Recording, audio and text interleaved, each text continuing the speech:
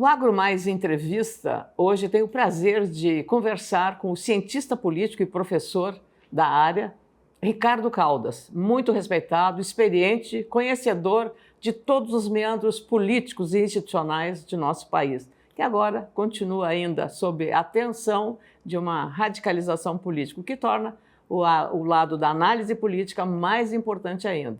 E nós agradecemos a presença do professor e também cientista político, começando com uma questão.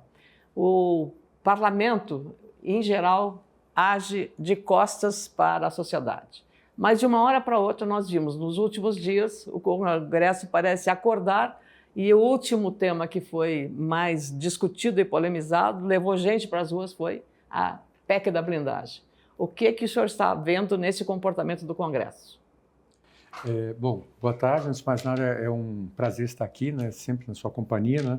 Já participei de outros programas seus. A senhora é referência no jornalismo nacional, como jornalista e também depois, naturalmente, como política. A senhora certamente engrandeceu o Senado brasileiro. O Congresso, ele, como sempre, ele tem aqueles grupos que estão interessados em seguir uma certa linha, um certo compromisso, e apoiar o governo. Nós temos uma outra área que, naturalmente, será de oposição. E a questão sempre que surge é qual é o meio termo, quer dizer, o que é bom para a sociedade, onde é que fica a sociedade nisso tudo. Então, a relação e a dinâmica entre os poderes tem mudado muito no Brasil, e aquele equilíbrio que os grandes teóricos de ciência política recomendam, né, entre o legislativo, o executivo e o judiciário, têm sido afetados. E aí a questão toda, inclusive nesse campo surge a PEC da blindagem, é justamente quando os poderes começam a entrar na seara dos outros. É possível o Poder Judiciário processar um deputado ou um senador durante o seu mandato? Teoricamente não poderia, mas isso está acontecendo hoje. E aí, então, surge uma resposta dos congressistas que é justamente tentarem se proteger a esse tipo de ameaça. E aí, daí vem a PEC da blindagem. A prerrogativa de foro. Eu diria que vai além, vai até além do direito de expressão, o direito até de ir e vir e até mesmo ameaças sobre qualquer fato decorrente de um discurso. E nesse contexto, o que a gente vê é justamente que a atuação parlamentar ficou, de certa forma, cerceada até certo ponto. E aí, alguns parlamentares começaram a demandar justamente uma proteção para não serem presos durante o seu mandato. Mas doutor Ricardo, pode, na sociedade, existir duas classes de cidadão? Aquele que tem prerrogativa de foro por ser deputado, senador, deputado estadual, federal, e um cidadão comum como eu, que vou ter que ser julgada conforme a regra comum para todo mundo? Veja bem, a ideia da prerrogativa é proteger o indivíduo no exercício de um cargo. Ela não existe para tornar aquele indivíduo diferente, melhor ou pior, mas justamente para que ele possa exercer aquele cargo na sua plenitude sem ter uma ameaça de um processo judicial, às vezes cabível, às vezes não cabível. Então, essa que é a ideia do fórum, não é tornar uma pessoa especial, mas torná-la protegida para que ela possa exercer o cargo para o qual foi eleito. E por que a população foi às ruas, doutor Ricardo? Então, aí justamente vem o ambiente da polarização. Então, as pessoas que estão pedindo agora a chamada blindagem, que a senhora, né, como da área da comunicação, sabe muito bem, melhor do que eu, a maneira que você chama um projeto de lei já carimba e determina o seu futuro, carimba, né? Ele ficou, então... carimbado como blindagem. Ele já ficou destinado como uma blindagem, ou seja, aquelas pessoas que não querem dar satisfação. Mas a realidade é um pouquinho mais complexa do que essa, e o que nós estamos assistindo é a perseguição consecutiva de vários parlamentares, e muitos deles apenas pelo exercício de opinião. Isso leva a lhe fazer a segunda pergunta. Isso significa dizer que o Supremo ou a Justiça brasileira tem que mudar o funcionamento da instituição? Bom, quanto a isso eu não tenho a menor dúvida. Mas eu só queria concluir a ideia anterior. Então, muitas dessas pessoas que se sentiram perseguidas, dentro aí mais do espectro da oposição, então queriam justamente a aprovação dessa PEC que chamou-se de blindagem. Até porque começou a haver uma certa polarização em todas as instituições, inclusive dentro do Supremo, o que não é bom. porque o Supremo deve ter o princípio, acredito eu, da autocontenção. Agora, o que nós estamos vendo no Supremo, especialmente nos últimos 4, 6 anos aproximadamente, é um ativismo judicial sem precedentes. E isso não é bom para o país. Que praticamente reflete o que está acontecendo na política. Exatamente. Que é uma divisão da sociedade entre um lado e o outro, ou a esquerda e a direita. Sim. Nesse caminho aconteceu... Mas que não poderia acontecer. Não deveria? Claro. Não no Poder Judiciário. Então, a política levou para esse, digamos, desfecho que a gente está percebendo em todas as áreas. Todo mundo quer ter mais poder do que o outro poder. O judiciário sobre o legislativo sobre o executivo na questão das emendas, sobre a administração do orçamento. Então, por aí vai um desequilíbrio entre as instituições. Completamente. O que é péssimo para a democracia. Absolutamente. Bom, então, dentro desse quadro, também aconteceu, no cenário da radicalização, a questão do tarifaço do Trump, que está vinculado à direita brasileira. Então, eu queria saber do senhor como é que todo esse cenário vai poder se refletir em 2026. Perfeito. Então, só para voltar ao ponto anterior, né? Então, com esse ativismo judicial dentro do Supremo, você não tem mais uma preocupação com a lei, você tem uma preocupação maior em interpretar a lei e cada um deles dá a sua visão. Então, a narrativa está se sobrepondo à legislação, à lei federal e até mesmo à Constituição, que é a lei maior. Então, isso é preocupante em termos de equilíbrio de poderes e aí, então, nós não temos mais uma segurança nem jurídica, nem os parlamentares têm de apresentar a sua opinião. A questão do tarifaço é uma questão um pouquinho mais complexa porque envolve mais áreas.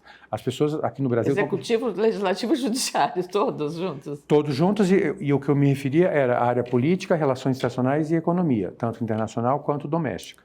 As pessoas se acostumaram a dizer no Brasil, por uma simplificação que eu não entendo a razão, que o tarifaço é meramente econômico e meramente se referiu ao Brasil, o que não é verdade. Nós tivemos mais de 20 países... Mas a lei Magnitsky, que está associada a isso, não tem nada a ver com economia. Vamos chegar lá. Só um momentinho. A questão do tarifaço, ele envolveu vários países e que ele é um reflexo da chegada do Trump ao poder e indica uma visão de mundo, né, como dizem os alemães, né, um Weltschauung, né, que é diferente do Trump em relação àquilo que havia nos Estados Unidos desde pós-guerra, que era uma visão de um mundo multilateral. O Trump vem com essa nova visão, que é uma visão unilateral de Estados Unidos em primeiro lugar, America first, não é? E aí o tarifaço foi uma forma que o Trump encontrou, não apenas em relação ao Brasil, mas em relação ao mundo todo, de enquadrar os países. Tipo assim, eu estou aqui e você vai conversar comigo. Aí a gente tem que fazer um paralelo, a gente tem que voltar um pouquinho no tempo, no primeiro mandato dele. No primeiro mandato dele, ele acreditava que as reformas viriam lentamente, né? Aquilo que a gente chama em políticas públicas, né? De reformas incrementais, etc. E não deu certo, e ele perdeu a eleição. Agora, ele no segundo mandato, ele veio... Está rachando. Ele entrou, exatamente, ele veio com tudo. Ele veio com o pé no acelerador e falou, eu vou botar os países que eu quero na mesa, o que ele não conseguiu no primeiro mandato. Então, por isso que eu digo, esse tarifaço ele teve um aspecto global e obrigou todos os países que ele quis, naturalmente, a negociar. Então, isso colocou todo mundo na mesa. No mesmo balaio. China, Canadá, até parceiros dos Estados Unidos, parceiros históricos, Canadá, né? Canadá do lado, né? Canadá, e membro do NAFTA, quer dizer que é um acordo econômico importante. México também. Então, resumindo, o tarifaço foi uma maneira de enquadrar o mundo inteiro que ele... Quer dizer, claro, o mundo inteiro que eu digo, os atores importantes, os key actors, né? No mundo inteiro não quer dizer os 200 países, mais de 200 países. Os atores que interessavam os Estados Unidos. Muito bem. Então, ele fez isso e todos os países foram obrigados a negociar com os Estados Unidos, independente de ideologia, desde o país mais conservador até China comunista e Canadá partido liberal. Muito bem. No caso do Brasil, aí sim, nós temos, além de tudo isso... A questão política, temos a cereja em cima do bolo. Então, a cereja, que era para ser uma cereja em cima do bolo, acabou que agora a cereja é maior do que o bolo. Além da tarifa, tem... Então, nós temos a gente tem que equilibrar dois pratos ao mesmo tempo. E um contamina o outro. Então, assim, os outros países conseguiram negociar porque eles tinham principalmente um problema econômico. Uhum. No caso do Brasil, nós temos... Cederam. Eles cederam, fizeram um acordo mais ou menos, só para não ficar brigando com os Estados Unidos o tempo todo, e chegaram ao meio termo, bom ou ruim. No caso do Brasil, nós temos duas questões para resolver, e isso dificulta a nossa negociação. Uma política e uma econômica. E isso faz com que a nossa negociação seja pior do que qualquer outra negociação. Mais difícil. Pior nesse sentido. Pior nesse sentido. Difícil, mais complexa. Mais complexa do que qualquer outra negociação que houve no planeta em relação ao tarifaço. Porque tem coisas que o Executivo não pode dar com as decisões do Poder Judiciário. Não pode interferir sobre a decisão do Judiciário na condenação de Bolsonaro, que parece ser essa a raiz da decisão tomada por Trump em relação à Lei Magnitsky, por exemplo, aplicada aos ministros da Suprema Corte. Que era a cereja em cima do bolo. E que acabou virando a cereja maior, não é? Então, justamente essa que é a questão. Então, e como é que você negocia? Aí tem vários atores brasileiros que ou por, desculpe a expressão, mas usando na origem do termo, ou por ignorância, no sentido de ingenuidade, né? Ou até por hipocrisia, falaram, não, é muito simples. Vamos resolver as tarifas primeiro, vamos falar de tarifas apenas, vamos falar de OMC e deixa de lado toda essa questão política como se ela não existisse. Inclusive, até o Brasil foi a OMC, Organização Mundial de Comércio, inclusive até minha tese de doutorado. Mas aí o que acontece? Não adianta, porque não há espaço para a negociação econômica se não houver a política. Você tem que ter as duas negociações simultâneas. E isso é que está difícil. Agora, nesse aspecto, nesse rolo todo, o que a gente está vendo é que a oposição, até agora, estava extremamente unida, organizada contra o governo, que estava com uma minoria e desorganizada a minoria do governo. Não estava se entendendo bem. Com a PEC da blindagem e a questão do imposto de renda de até pessoas que ganham até R$5 mil de salário, o governo botou à mesa questões complicadas. A população foi às ruas e o Congresso deu uma refluída. O que aconteceu nesse meio tempo, doutor Ricardo? Então, porque justamente é um jogo complexo, como eu dizia, né? São vários tabuleiros ao mesmo tempo. Então, quem foi contra a PEC da blindagem é justamente setores que apoiam o governo, porque esses setores não estão ameaçados pelo Supremo. Então, para eles, o status quo é interessante, quer dizer, os parlamentares governistas não correm nenhum risco de serem processados pelo Supremo, com mesmo raiz... que o Lula tivesse sido condenado e ido para a cadeia, para a prisão. E isso lá atrás, num outro contexto político. Agora, o contexto é diferente. Agora, justamente, as pessoas estão pedindo a manutenção do status quo. Não há necessidade, nessa visão, de uma PEC de blindagem para proteger os setores governistas, então não vamos dar também nenhum refresco para a oposição. Ricardo Caldas, nós vamos fazer um intervalo bem rapidinho e já voltamos com este agroentrevista de hoje, com essa conversa sobre a política brasileira de hoje. Fique mais um pouquinho aí esperando, já voltamos.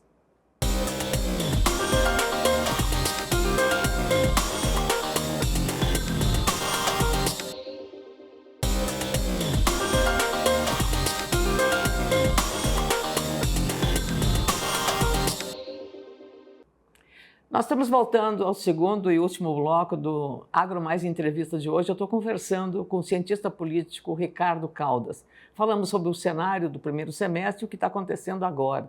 E tem muitas questões ainda a serem... Uma das observações que eu fiz ao professor Ricardo Caldas é a seguinte: o governo tem uma dificuldade de conviver com um dos setores mais dinâmicos da economia brasileira, o que dá os maiores superávites comerciais, que é precisamente o agronegócio. Tema que nós aqui no nosso canal temos uma grande atenção e prioridade. Meu caro doutor Ricardo Caldas, o que acontece nessa relação traumática entre o governo e o agronegócio? Bom, essa é uma questão muito interessante. Na verdade, o atual governo ele tem e trabalha com o princípio de alianças. Então, ele tem aliança com alguns atores do setor agrícola, vamos chamar assim. E esses setores não são justamente os setores produtivos. Então, ele tem um compromisso com o pessoal do Movimento Sem Terra. Ele tem um compromisso com alguns grupos que invadem... Ambientalistas também. Ambientalistas. Dentro do ambientalista, você tem vários segmentos. Tem um segmento que quer trabalhar e tem um segmento que é contra tudo, não é? Então, ele abarca todos, né? Mas o mais preocupante é dentro do setor agrícola, essas alianças que o governo faz com esses setores que não têm um compromisso com a produção e muitas vezes, no máximo, têm um compromisso com a autoprodução, às vezes a agricultura familiar, nada contra a agricultura familiar, mas assim, sem um compromisso de produtividade, eficiência, etc. Então faz com que o governo tenha dificuldade em conversar e dialogar com o setor que realmente produz e é eficiente, que é um setor dinâmico e é um setor capitalista. E é um setor, inclusive, que muda realidades. O que era o Centro-Oeste, por exemplo, antes da chegada da soja e depois da chegada da soja? Centro-Oeste. Depois vamos falar um pouquinho sobre Norte. A gente está falando agora sobre Matopiba. Acre, todos aqueles países, Rondônia, Roraima. A chegada do agronegócios eficiente mudou a dinâmica local. E agora nós estamos vendo isso num dos estados mais tradicionais e mais difíceis de mudar do Brasil, Maranhão. Maranhão, você tem 2 Maranhões hoje, vamos dizer. Norte e o Sul, Tem o Norte e o Sul do Imperatriz, onde chegou a soja, e que é um setor dinâmico, competitivo, e você tem o Norte, que é o setor, vamos chamar de tradicional. Então, o governo se aliou ao setor tradicional. Então, ele não apoia as mudanças, ele não apoia a inovação no campo, não apoia o empreendedorismo rural. E não valoriza aquelas pessoas justamente que estão no campo, transformando o nosso setor agrícola num setor produtivo, eficiente e exportador.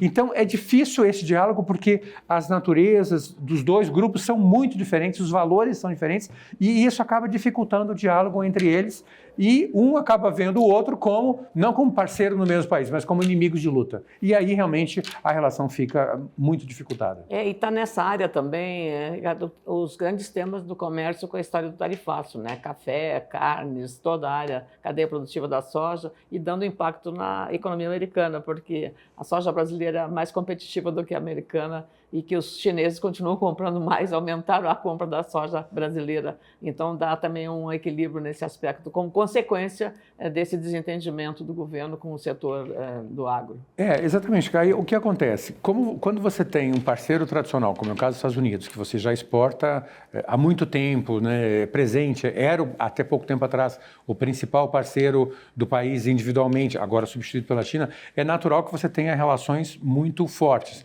Quando esse país coloca uma tarifa, você acaba afetando essa relação tradicional, você traz um elemento novo, um elemento dinâmico, que é a questão da competitividade. Agora, por exemplo, também o Supremo está examinando, já acabou de examinar a questão da Ferrogrão, que é uma ferrovia no coração do celeiro agrícola brasileiro, né, que sai aí do Mato Grosso para o norte do país, para escoamento das safras de grãos todas, não apenas soja, mas milho, algodão, todos eles. O governo, em relação a isso, parece ter uma visão um pouco mais avançada e melhor, embora a força dos ambientalistas tenha muitas vezes impedido o prosseguimento dessa grande obra do Ferrogrão. Com certeza. O que acontece? No Brasil, a ferrovia veio de uma forma, vamos dizer assim, tardia e sem planejamento.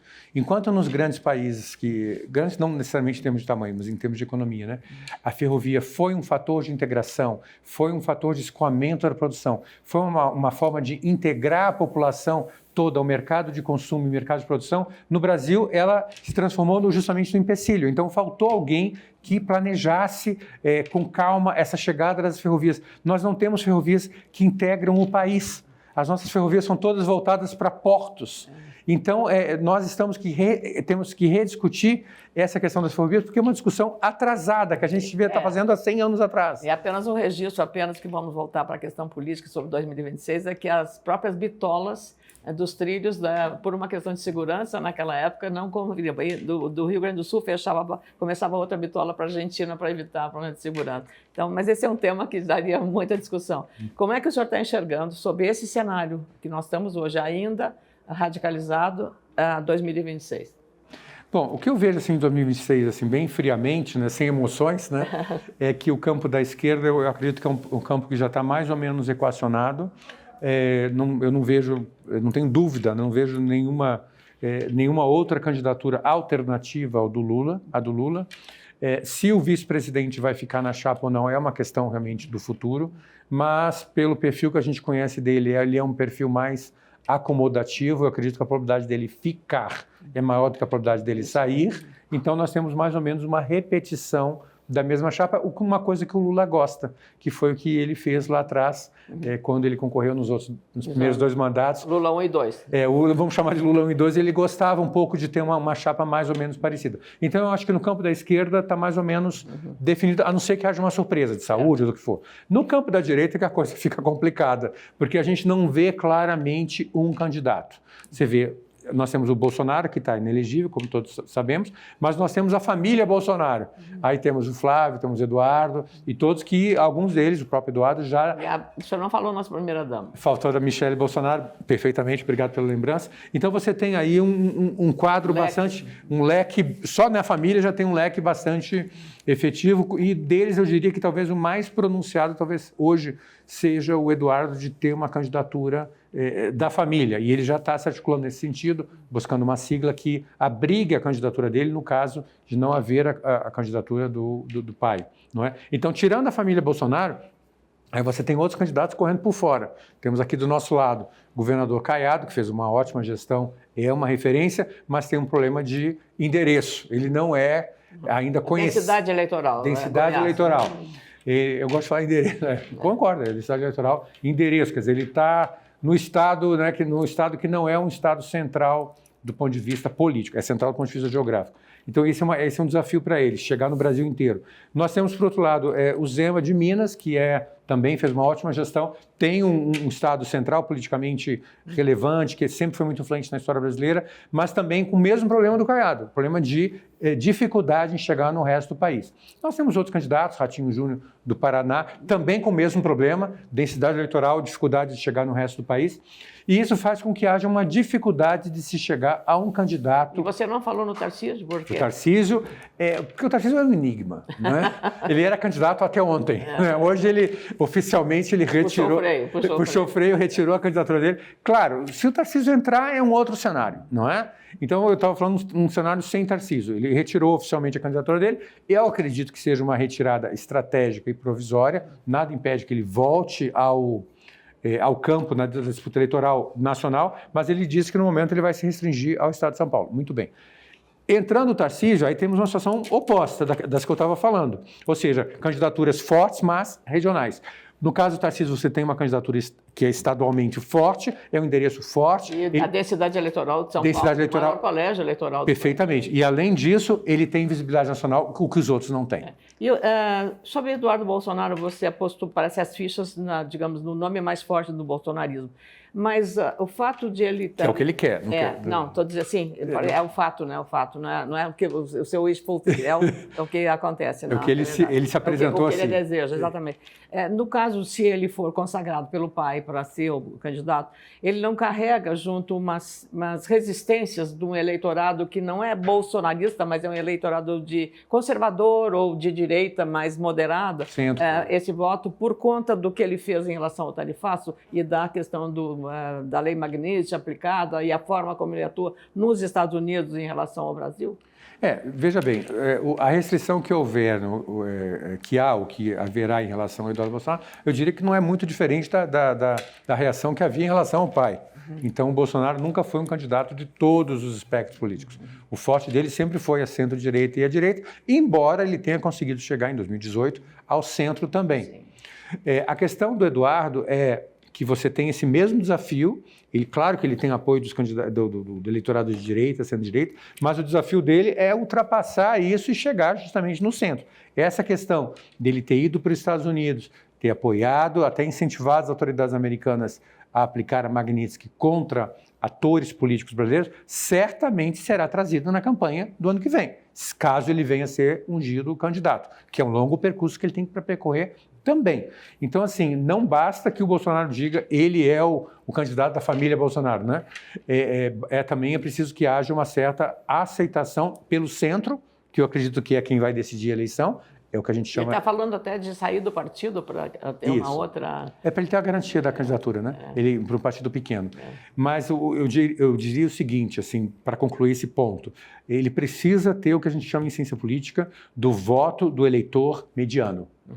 Daquele que não está nem de um lado nem de outro. Que não é nem de direita nem de esquerda. E é esse eleitor, de centro, às vezes, ou indeciso, em outras, que acaba definindo a eleição. Dentro do campo bolsonarista, talvez alguém que tenha menos rejeição seja justamente a ex-primeira-dama.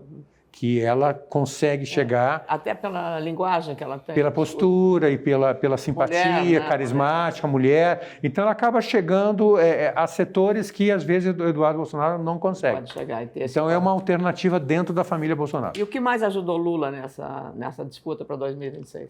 O que mais tem ajudado o atual presidente Lula, na minha opinião, foi ele ter roubado do Bolsonaro a bandeira da soberania nacional.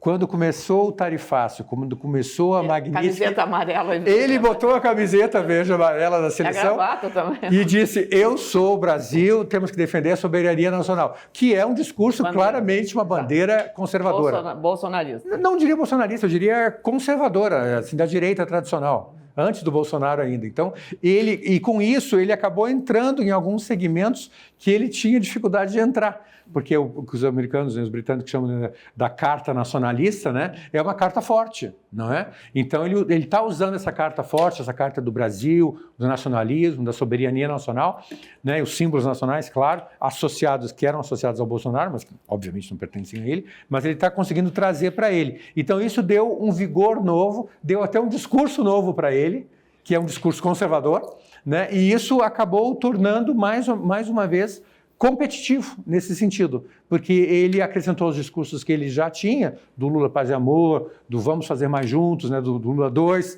e agora do Lula Vamos Fazer Diferente, agora ele tem o Lula, o defensor da soberania nacional. Então essa é a grande novidade, talvez, da eleição do ano que vem. Mas como o senhor, como cientista político, sabe, até a eleição, muita água vai correr por baixo dessa ponte, não é, professor Ricardo Caldas? Muito obrigada por essa entrevista, que foi, na verdade, uma aula sobre política e sobre os cenários atuais e futuros do nosso país. Muito obrigado. Eu que agradeço o convite mais uma vez. Eu só queria terminar com uma citação de um grande político, Ulisses Guimarães, que ele dizia que política é como as nuvens.